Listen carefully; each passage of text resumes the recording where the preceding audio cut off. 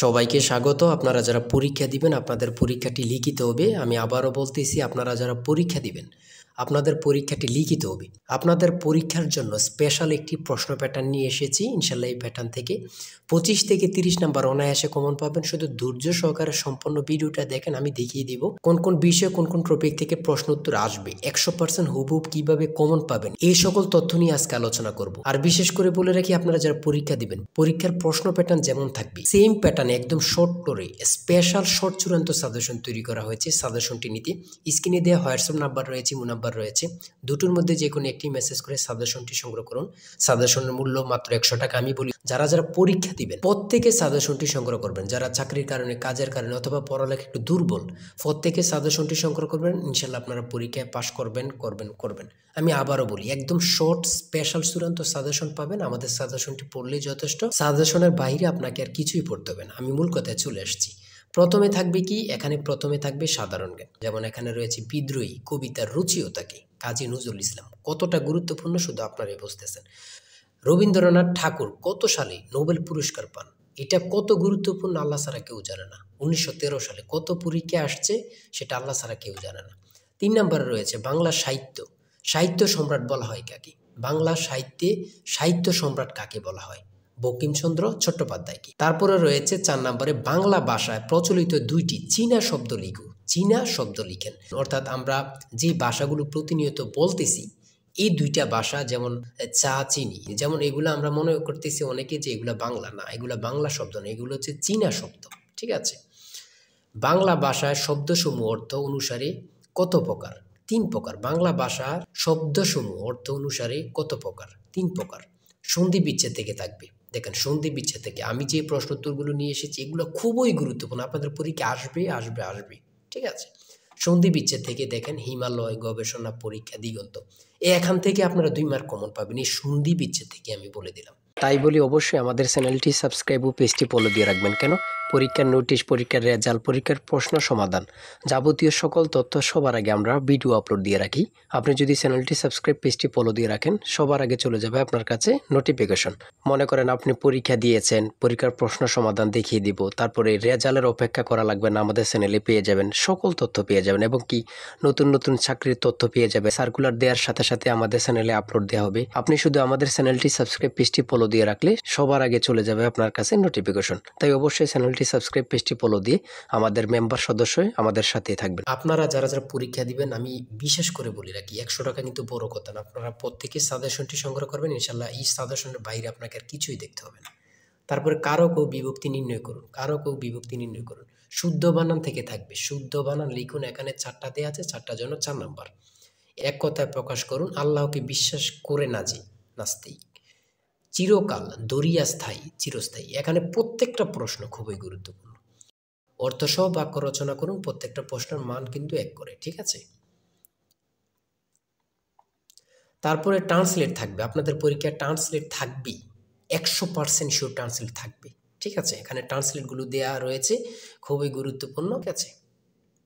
তারপরে থাকবে আপনাদের শর্ট করে একটি প্যারাগ্রাফ থাকবে। শর্ট করে একটি প্যারাগ্রাফ, অথবা 5টা সেন্টেন্স লিখতে বলবে, অথবা 7টা সেন্টেন্স লিখতে বলবে। যেমন মাই কান্ট্রি সম্পর্কে লিখতে বলছে, এখানে প্যারাগ্রাফ থাকবে। এই প্যারাগ্রাফটা পারলে আপনাদেরকে 5 নাম্বার দেওয়া হবে। ঠিক আছে। এখানে কিন্তু সমাধান সহ দেওয়া আছে, আর আমাদের প্রত্যেকটা প্রশ্নের সমাধান, ব্যাখ্যা ও সমাধান সহ পেয়ে যাবেন। আসল শর্ট চূড়ান্ত সাজেশনটা কিন্তু এই নাম্বার হোয়াটসঅ্যাপ ইমো আছে, ওখানে মেসেজ করে সাথে সাথে সংগ্রহ করুন। এদিক দিয়ে কিন্তু প্যারাগ্রাফটা সমাধান সহ দেওয়া আছে, আপনারা দেখে নেন। মেক সেন্টেন্স, এখানে 5টা দেওয়া আছে, 5টার জন্য 5 নাম্বার। প্রিপোজিশন থেকে থাকবে। আমি বারবার বলে রাখি, ইংরেজি পার্ট থেকে প্রিপোজিশন থেকে আপনার থাকবে।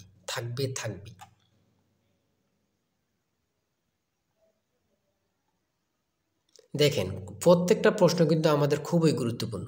সিলিন্ডারের বিডিসি এবং টিডিসি বলতে কি বোঝায়? এই যে আমরা সিলিন্ডার ব্যবহার করি, এগুলো সম্পর্কে আসছে। ইঞ্জিন ঠান্ডা করার প্রক্রিয়া কত প্রকার ও কী কী? ইঞ্জিন ঠান্ডা করার প্রক্রিয়া কত প্রকার, কী কী? 2 প্রকার, একটা হচ্ছে বায়ু প্রবাহ আর একটা হচ্ছে তরল প্রবাহ। হ্যাঁ। তারপরে গণিত থেকে রয়েছে 35 লিটার অকটেন ও পেট্রোল মিশ্রণে পেট্রোল ও অকটেনের অনুপাত 4:3। এতে আর কত অকটেন মিশালে পেট্রোল ও অকটেনের অনুপাত 4:5 হবে। এখানে প্রত্যেকটা প্রশ্নের কিন্তু সমাধান সহ দেয়া আছে, ব্যাখ্যা সহকারে সমাধান সহ দেয়া আছে। জ্বালানি তেলের মূল্য 25% বৃদ্ধি পাওয়ায়, এই প্রশ্নটা কত পরীক্ষায় যে আসছে আল্লাহ ছাড়া কেউ জানে না।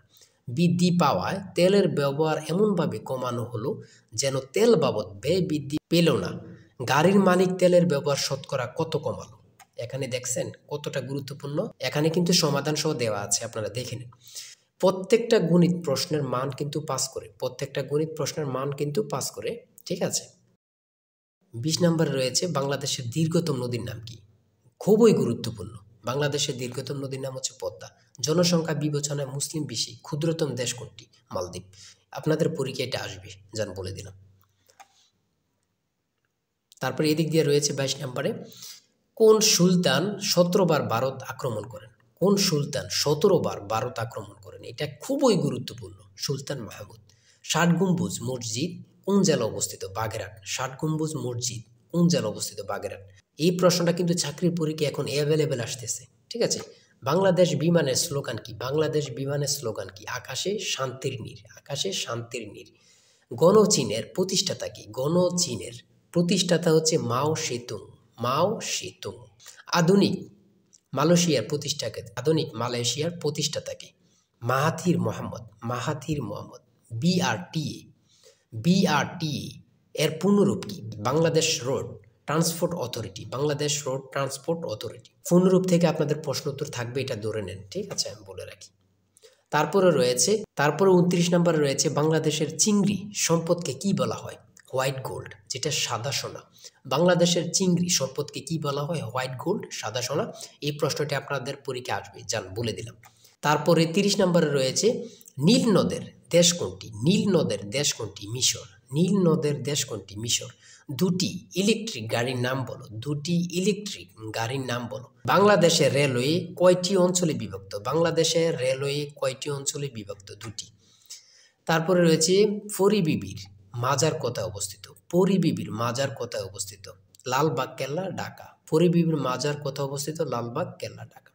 চলন বিল কোন জেলা অবস্থিত? চলন বিল কোন কোন জেলা অবস্থিত? নাটোর, সিরাজগঞ্জ, পাবনা। চলন বিল কোন কোন জেলা অবস্থিত? নাটোর, সিরাজগঞ্জ, পাবনা। আমি বলি এই প্রশ্নটি আপনাদের পরীক্ষা আসবে। বাংলাদেশের রেলওয়ে কয়টি অঞ্চলে বিভক্ত? এটা কিন্তু গুরুত্বপূর্ণ। চলন বিল কোন কোন জেলা অবস্থিত? এটাও কিন্তু গুরুত্বপূর্ণ, ঠিক আছে। এই প্রশ্ন উত্তরগুলো কিন্তু খুবই গুরুত্বপূর্ণ। আর আজকের ভিডিও এই পর্যন্তই। আপনারা যারা এখনও সাজেশনটি সংগ্রহ করেননি, দ্রুত এই নাম্বারে হোয়াটসঅ্যাপ ইমো আছে, চূড়ান্ত সাজেশন কিনতে হোয়াটসঅ্যাপ অথবা ইমোতে মেসেজ করুন। এই নাম্বারে হোয়াটসঅ্যাপ অথবা ইমো আছে, আপনারা প্রত্যেকে আমাদের সাজেশনটি সংগ্রহ করে ফেলুন। দ্রুত মেসেজ করে সাজেশনটি সংগ্রহ করে ফেলুন। ইনশাল্লাহ সাজেশনের বাইরে আপনাকে আর কিছুই পড়তে হবে না। আজকের ভিডিও এই পর্যন্ত। সবাই ভালো থাকবেন, সুস্থ থাকবেন। আল্লাহ হাফেজ।